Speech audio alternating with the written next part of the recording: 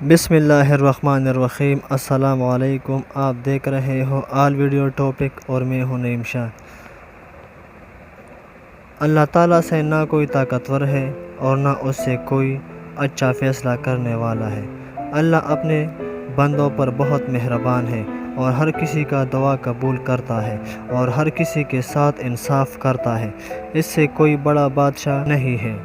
جو ظلم کرتا ہے اللہ تعالیٰ اس کو اسی دنیا میں سزا دیتا ہے اور آخرت کی سزا علیحدہ ہے۔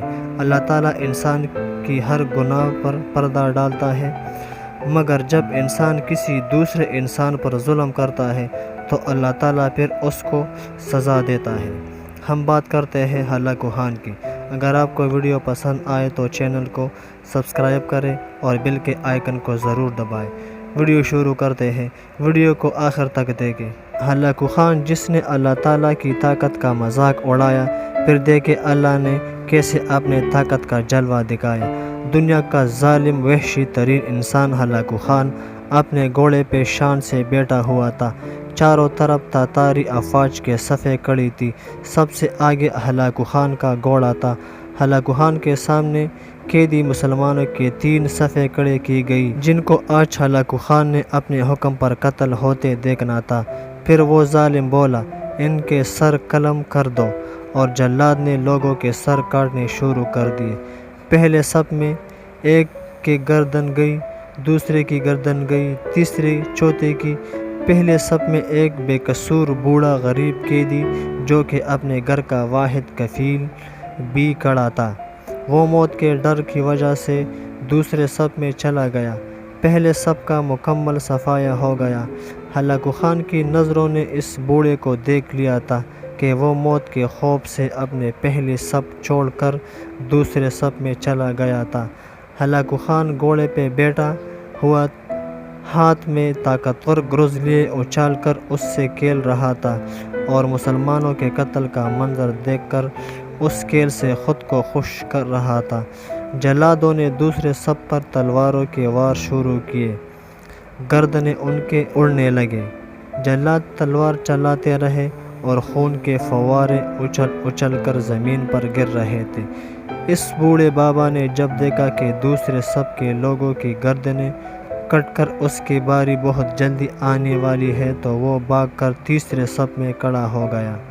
ہلاکو خان کی نظریں بوڑھے پہ جمی ہوئی تھی کہ اب تو تیسرے صف آخری ہے۔ اس کے بعد یہ کہا، چھپنے کی کوشش کرے گا؟ اس بے وقوف بوڑھے کو میری تلوار سے کون بچا سکتا ہے؟ میں نے لاکھوں انسان مار دیے ہیں تو یہ کب تک بچے گا؟ تیسرے صف پہ جلادوں کی تلوار بجلی بن کر گر رہی تھی۔ ہلاکو خان کی نظریں مسلسل اس بوڑھے پہ تھی کہ کیسے وہ بے چین ہو کر موت کی وجہ سے بے قرار ہے۔ تیسری صف کے انسانوں کی گردنیں گر رہی تھی، جلاد بجلی کی طرح اسے مار رہے تھے۔ جب اس بوڑھے بابا کو پہنچا تو ہلاکو خان کی آواز گونجی، رک جاؤ، اس کو ابھی کچھ نہ کہو۔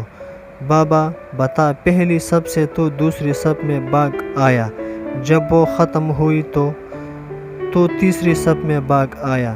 بابا اب بتا، پیچھے تو کوئی اور صف بھی نہیں، اب تو بھاگ کے کہاں جائے گا؟ اب تجھے مجھ سے کون بچائے گا؟ اس بوڑھے نے آسمان کی طرف دیکھا اور کہا، میں نے پہلی صف کو اس لیے چھوڑا کہ شاید میں دوسری میں بچ جاؤں، لیکن موت وہاں بھی پہنچی۔ پھر میں دوسری صف کو چھوڑ دیا کہ شاید تیسری میں بچ جاؤں۔ ہلاکو خان نے گرز کو ہاتھ میں اچھالتے ہوئے کہا، بابا کیسے حام خیالی ہے، یہ کیسے بہکی باتیں کر رہے ہو؟ بھلا تمہیں میرے تلوار سے بھی کوئی بچا سکتا ہے؟ بوڑھے مسلمان نے زمین آسمان کی ہر چیز کے مالک اس واحد لا شریک رب پر بے انتہا یقین کے ساتھ کہا، وہ اوپر والا ذات اگر چاہے تو کچھ بھی ہو سکتا ہے، اگر وہ چاہے تو مجھے تجھ سے بچا سکتا ہے۔ کیسے بچا سکتا ہے؟ ہلاکو خان نے اتنے تکبر میں آ کر کہا کہ اس کے ہاتھ سے گرز گر پڑا۔ ہلاکو خان چابک دست، ہوشیار جنگجو اور چالاک انسان تھا۔ ہلاکو خان نے گھوڑے کے اوپر بیٹھے بیٹھے گرے ہوئے گرز کو اٹھانے کے لیے خود کو جھکایا کہ زمین پر گرنے سے پہلے وہ اسے ہوا میں ہی پکڑ لے۔ اسی کوشش میں ہلاکو خان کا ایک پاؤں رکب سے نکلا اور وہ اپنے گھوڑے سے نیچے آ پڑا، جبکہ دوسرا پاؤں رکب میں ہی پھنس کر رہ گیا۔ ہلاکو خان کا گھوڑا اتنا ڈر گیا کہ بھاگ نکلا۔ ہلاکو خان نے خود کو بچانے کی بڑی کوشش کی، لشکر بھی حرکت میں آ گیا، لیکن گھوڑا اتنا طاقتور تھا کہ کسی کے قابو میں نہ آیا۔ وہ ہلاکو خان کو پتھروں میں گھسیٹ گھسیٹ کر بھاگتا رہا، یہاں تک کہ ہلاکو خان کا سر پتھروں سے پٹخ پٹخ کر لہولہان ہو گیا۔ اس کی روح چند ہی منٹوں میں اپنے اس تکبر بھرے وجود کو چھوڑ کر جہنم رسید ہو گئی۔ لشکر نے جب بے انتہا کوشش کے بعد ہلاکو خان کے طاقتور گھوڑے کو قابو کیا تو اس وقت اس کا سر بری طرح سے کچل جا چکا تھا۔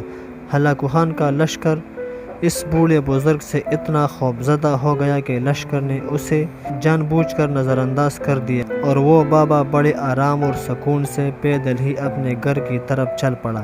مظلوموں کی آہ سے ڈرو، کیونکہ جب وہ اللہ سے رجوع کرتا ہے تو قبولیت بہت دور سے اس کا استقبال کرنے آتی ہے۔ یہ تحریر تمام اہل ایمان خصوصی قانون انصاف کے رکھوالوں کے لیے ہے۔